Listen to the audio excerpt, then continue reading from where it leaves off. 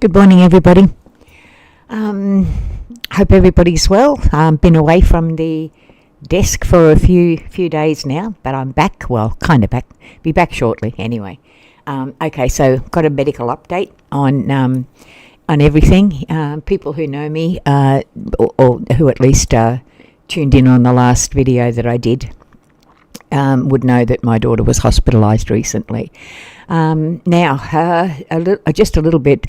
She's 20 years old. She's autistic, ADHD, ODD, complex issues. Medically, she also has a prolapsed mitral valve, which means that blood's seeking into the left chamber, I believe it is, and she also has severe asthma.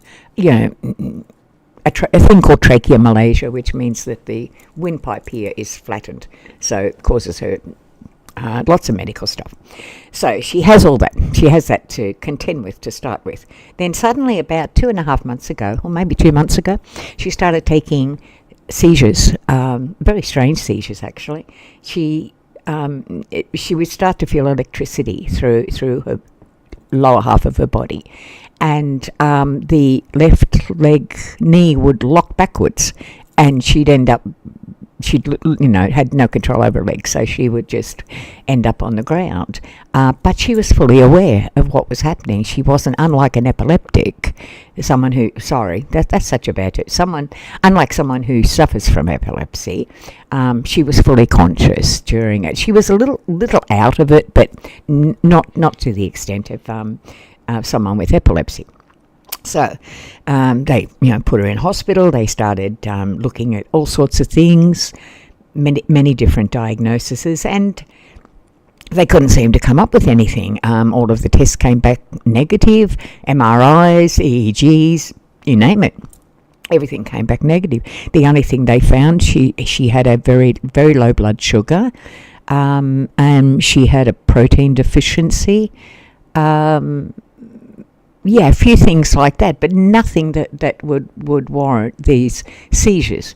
Anyway, they've been investigating it, and for the past 2 months, couldn't come up with anything. Anyway, so about a week ago, she went to a local festival with her girlfriend, and which she'd been so looking forward to. And during the space of 15 minutes, had 3 seizures. Ended up on the ground every single time. Thankfully, her girlfriend managed to get her to the ambulance bay, and they rushed her off to hospital, called us, etc. The whole drill.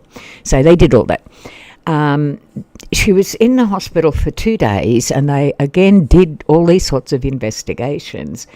But a very, very cluey young doctor said, "I think I know what is wrong." And he has, I've got to find the thing because I've not even heard of it before. He diagnosed her with functional neurological disorder, FND, it's called.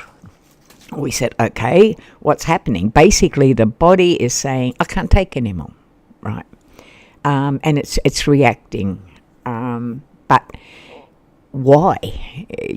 Why has this happened? Okay, so this is the hard part, because this is a result of extreme trauma that she has experienced, not lately, but at some time in her life. Well, we know what that is.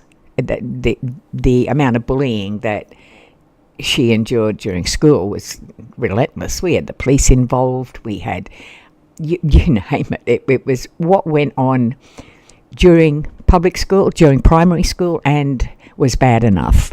And it involved teachers. It wasn't just kids, it was teachers. Hard to imagine, isn't it? But then she decided she wanted to keep going. She's a tough little cookie, she wasn't going to give up. She wasn't going to let them beat her. That was her words. And she decided she wanted to go all the way through to year 12. And she did. But in high school, oh God, the bullying got absolutely relentless. It was cruel beyond imagination. And this is when we started bringing the police in. Because they bashed her. Look, I'm not going to go into it, but you whatever you can imagine is pretty much what they did to her. But she wasn't going to give in. She just kept saying, they're not going to beat me, they're not going to beat me, I'm going to finish year 12. And she damn well did. But the result is now, 2 years later, that her body is reacting to that extreme trauma. And there's nothing that we can do about it.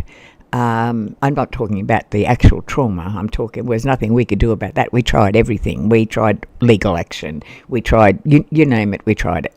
Nothing. People don't care. They're cruel. They're just absolutely fucking cruel, you know. But in terms of her condition, there's not much we can do about it. Some years of therapy are going to come about in try to help her to deal with the trauma and stuff like that. But whether it's going to actually affect the condition that she's been diagnosed with, we don't know. They don't know. So that's about that. So right now she's home. She's happy. She's been assigned a little wheelchair so that if she does want to go out, she can go, because the big thing with her is, you know, when these seizures happen, she hits the ground pretty quickly. Of course, head injuries are a thing. She doesn't want to wear one of those cap things, and I can understand it. She's a 20-year-old, you know, pretty young woman, and she doesn't want to be wearing that. So fair enough. So she's got this little wheelchair that if she goes out, she doesn't use it all the time, but it's mainly just if she goes out somewhere. So certainly doesn't use it in the house, that's for sure. And but she came to me the other day, and when she came home, and she said, if I'm using this, my legs are going to get weak. And I thought, wow, I didn't even think of that, but she did. And so I said, okay, what do you want to do? And she said, I want to go to the gym and keep my legs strong. I said, okay, fine. So that's what we're doing.